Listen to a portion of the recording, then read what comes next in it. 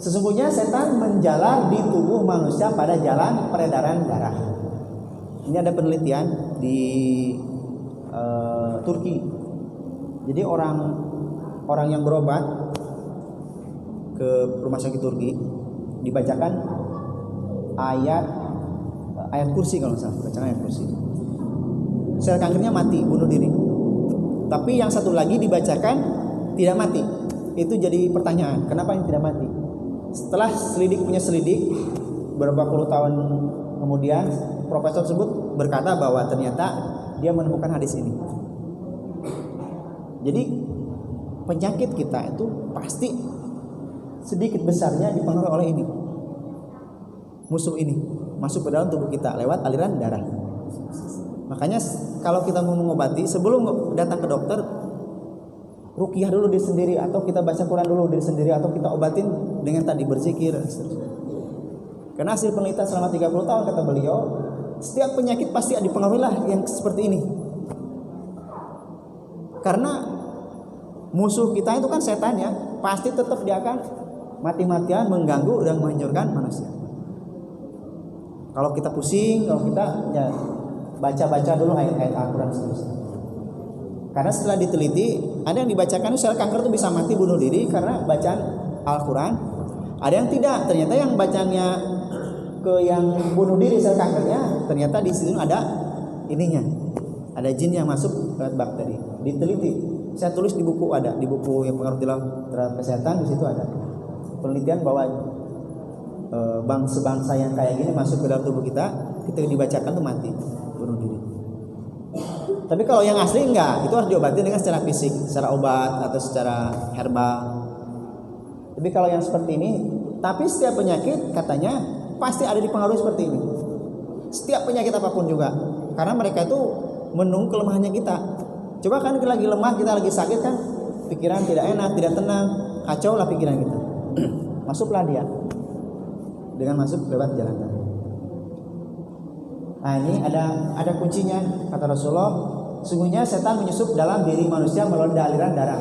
Aku khawatir sekiranya setan itu menyusup kejelekan dalam hati kalian berdua.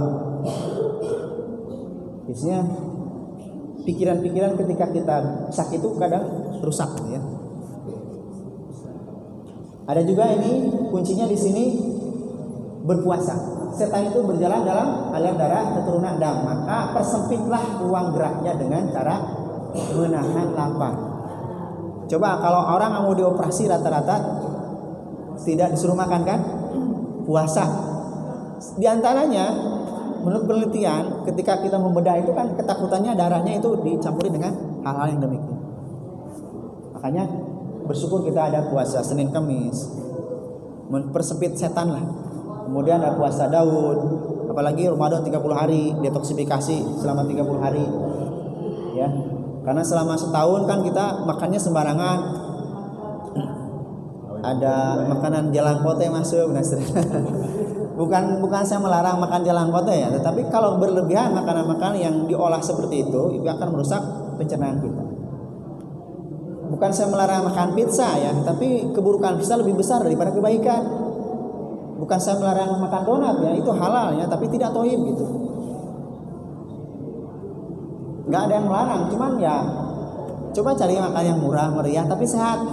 Rebus singkong, rebus ubi, rebus talas tuh murah meriah dan menyehatkan.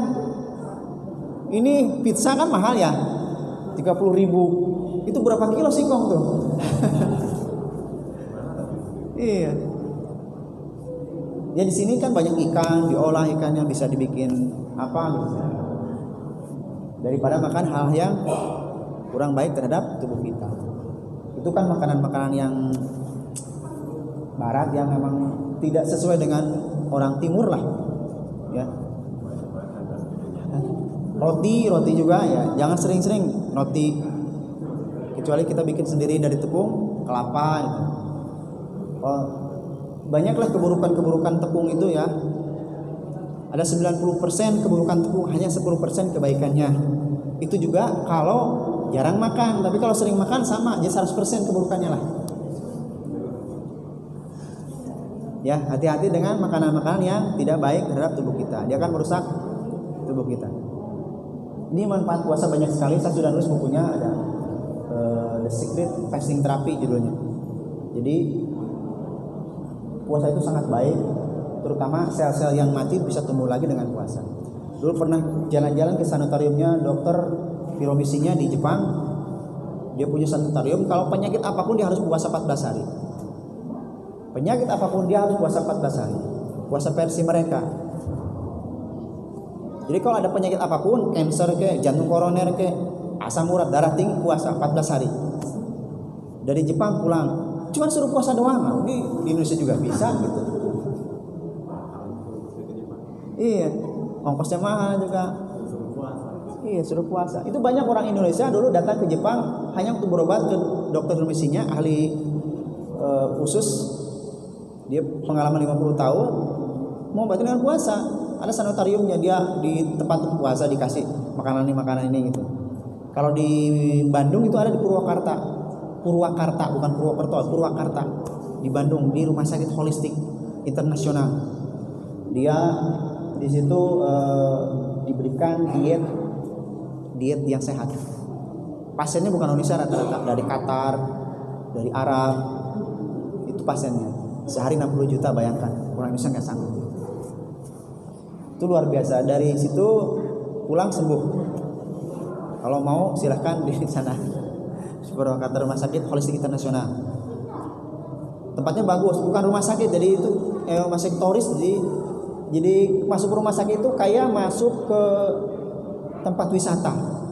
Ada kebunnya, ada gymnya, ada kolam renangnya. Wah, itu indah lah, enak pokoknya. Gak bawa obat, wangi-wangi. Kalau kita kan masuk rumah sakit langsung aroma sakit itu, ikutan sakit kita juga. Kalau sana itu bahagia, wanginya, ada bunga-bunga, pokoknya kayak tempat wisata aja, enak rumah sakit itu. Banyak dari Malaysia, Brunei, Jerman, pokoknya banyak dari Eropa yang berobat ke situ. Dan lumayan lah untuk kita tarifnya. Itu jadi pikiran ya, emosi lagi naik, jadi penyakit, bukan apa semua itu. Saya ingat tuh dari Qatar itu sehari 60 juta di keluarga ini, mungkin konglomerat di sana. Jadi selama 30 hari dia di sini, dan betul-betul sembuh dia, jantung koroner, betul-betul sembuh. Al-Quran adalah obat fisik maupun rohani karena bekerja sebagai neurotransmitter, pembawa pesan signal, sehingga menggerakkan hormon di dalam tubuh sehingga tubuh mengobati dirinya sendiri. Jadi tubuh itu kalau kita stimulasi nggak usah pakai obat, nggak usah pakai obat. Kalau kita tahu stimulasinya, titik ini untuk mengarah ke organ apa, titik ini untuk, tinggal ditekan-tekan aja, dipijat-pijat juga bisa. Karena tombol dalam tubuh kita banyak tombol-tombol. Ada tombol-tombolnya. Ini maju tombol organ ini, tombol organ dan seterusnya. Ya. Kemudian ini nutrisi untuk jantung. Ya. Nasi merah, nasi putih organik, gandum, buah delima, kurma, wortel, tomat, alpukat. Ini bagian kecil ya, masih banyak. Ini menyehatkan, Pak. Tidak mahal lah, daripada pisang ingat-ingat. Kacang kedelai kan murah ya, kacang hijau murah. Mahal cincin. Ya. Iya, mahal cincin itu 90 juta sekarang. Satu cincin 95 juta. Coba untuk makanan ini menyehatkan. Ini herbalnya ya. Manfaat ini Allah memberikan, Masya Allah, luar biasa di sini. Bawang putih sudah dalam Al-Quran, surat Al-Baqarah itu ya. Bawang merah, wa adasya, wa basuri kan diceritakan ya. Wa kisaiha itu mentimun. Zaitun, daun sembung, daun dewa, umbi dewa, daun pegagan, daun sukun. Tahu daun sukun? Itu obat ya. Jangan dibuang, ambil yang kering, simpan, dibikin teh. Dia bisa memperbaiki kinerja organ liver, organ jantung dan ginjal. Daun sukun, daun bambu, nah itu buat kolesterol tinggi. Daun bambu di Korea itu ada teh daun bambu itu 75.000 satu bijinya, satu celupannya 75.000. daun bambu itu, daun bambu tahu daun bambu? Ya, kita dibuang-buang jadi sampah ya. Mereka mah enggak jadi sampah, jadi obat. Yang kering diguntingin, masukin, ada wadahnya, dicelupin. Mengobati kolesterol tinggi, asam urat, membersihkan darah dan seterusnya. Jenis bambunya? Bambu yang bambu tali itu bambu. Ini semua bambu bisa, asal jangan bambu kecil, bambu besar. Iya. Biji jeruk jangan dibuang, biji jeruk mengobati jantung. Kita kan makan jeruknya dibuang bijinya. Kalau mereka tuh lebih baik biji jeruknya dimakan, dibikin teh. Iya emang ngobati jantung. Iya. Kulit jeruk juga sama buat batuk, ekspektoran, dia mengeluarkan dahak. Kulit jeruk jangan dibuang. Di Bandung sekilo 30.000 biji jeruk. Kulit jeruk tuh 30.000 sekilo di Bandung yang kering. Biji anggur jangan dibuang, dimakan dengan bijinya kalau makan anggur. Itu obat. Teh hijau ya sama teh hijau udah populer lah, bahkan mahal teh hijau ya. Nah, ini sama yang kulit kacang. Kulit kacang sama kulit kacang. Kulit kacang tanah. Kacang tanah. Jadi kulit kacang dicuci bersih. Diambil kulitnya, bisa direbus atau bisa digiling jadi serbuk, bisa dijadikan teh celup. Itu sama juga buat kolesterol, darah tinggi, asam urat. Iya. Saya tahu ini ilmu dari Korea. Dulu studi di Korea. Tahu ilmu ini tuh di Indonesia itu kaya.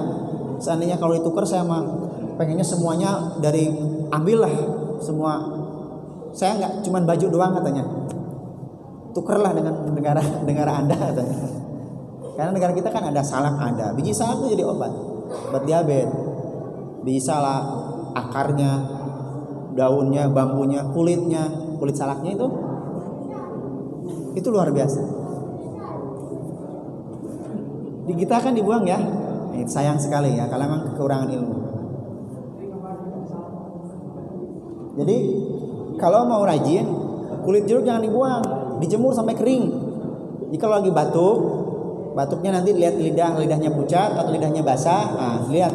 Kalau lidahnya pucat, batuknya berarti kasih jahe, kasih kencur, kasih daun kulit jeruk, dikasih madu, diminum.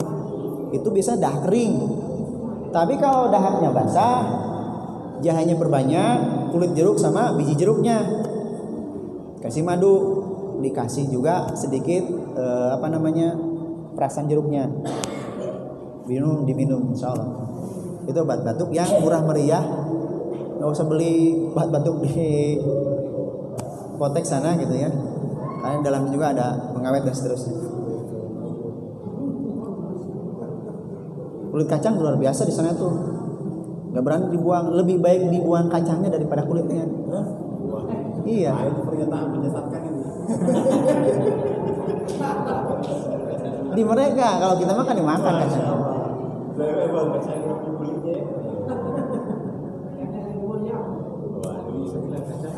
Ini mengkudu, tahu mengkudu?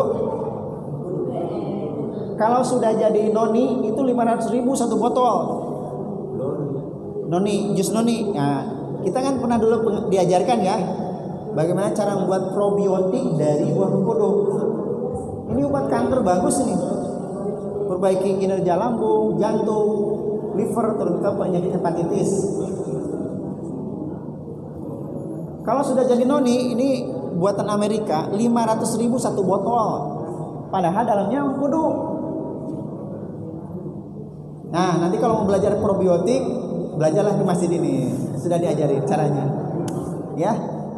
Jadi kalau ada mengkudu jangan dibuang. Satu, mengkudu bisa jadi sabun, bisa jadi krim, bisa jadi makanan nanti minuman. Kalau serbuknya bisa dikapsulin, diminum buat obat nanti kolesterol, asam urat, darah tinggi. Asam urat paling cepat dengan minum ini. Yang bengkak-bengkak, kasih jahe sedikit, kasih ini, direbus, diminum. Kalau untuk perbaiki jantung koroner, dibikin, difermentasi, jadi probiotik. Sekarang lagi musim probiotik. Dan probiotik mahal. Padahal kalau kita tahu ilmunya murah sekali.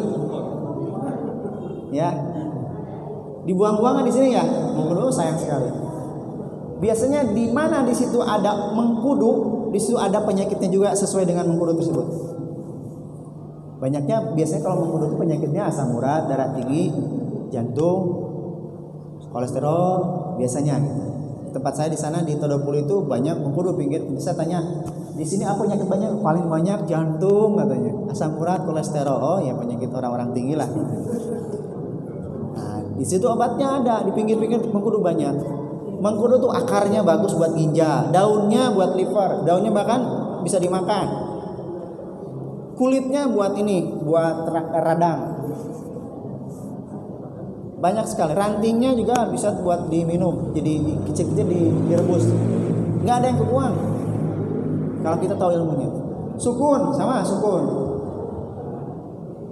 Buahnya bisa jadi tepung sukun.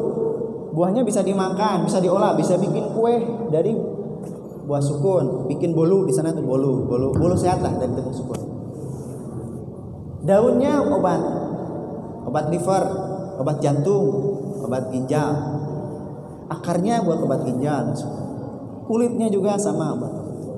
Gak ada yang dibuang. Robbana ma khalaqta hadza batila subhana kafakina.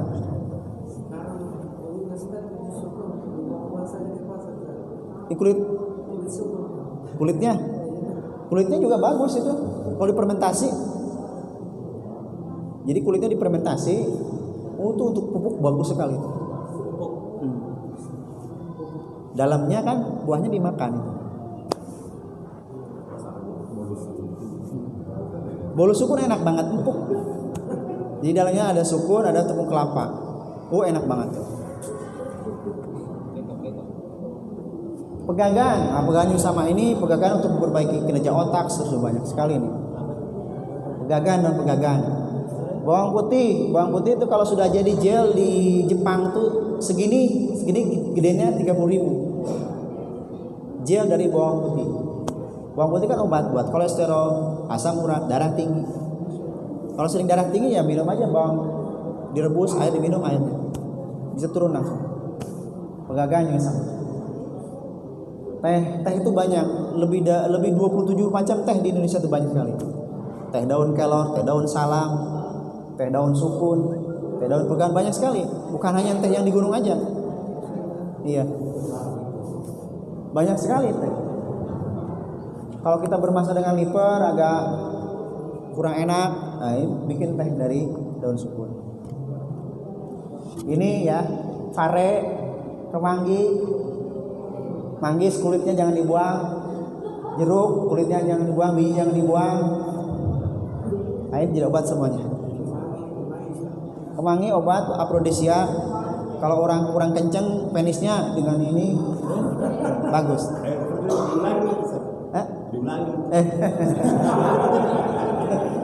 Tidak ada ulangan, bahaya nih. Ya bagi orang impoten ya sering-sering makan kemangi. Ada nanti sambal anti impoten ada. Bikin sambal dari kemangi. Ya. Jadi makan sambal ini bisa berdiri lama. Tahiyat lama gitu.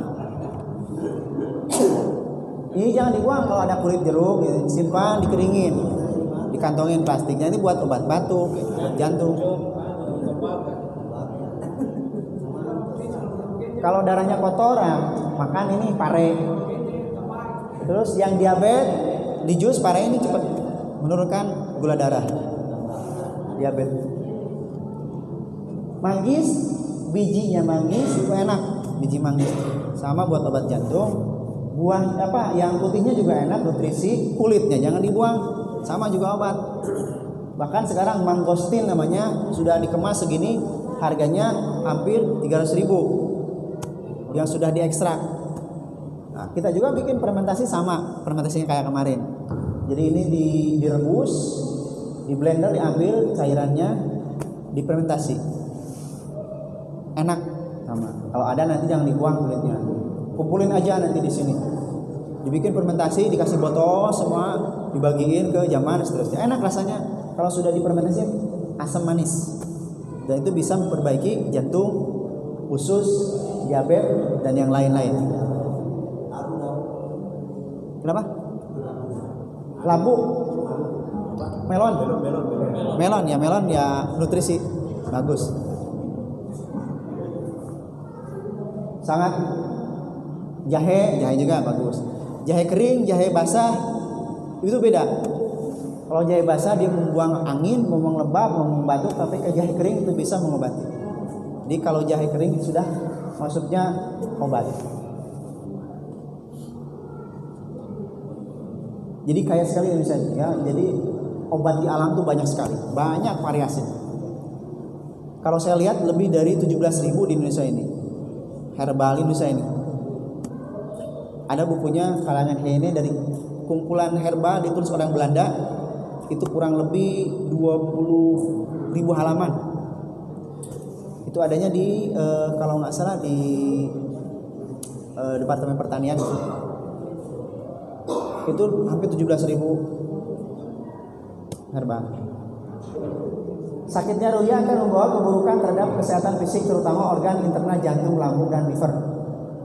Jadi bermasalah dengan ruhiyah, kita akan bermasalah dengan ini, jantung, lambung, dan liver.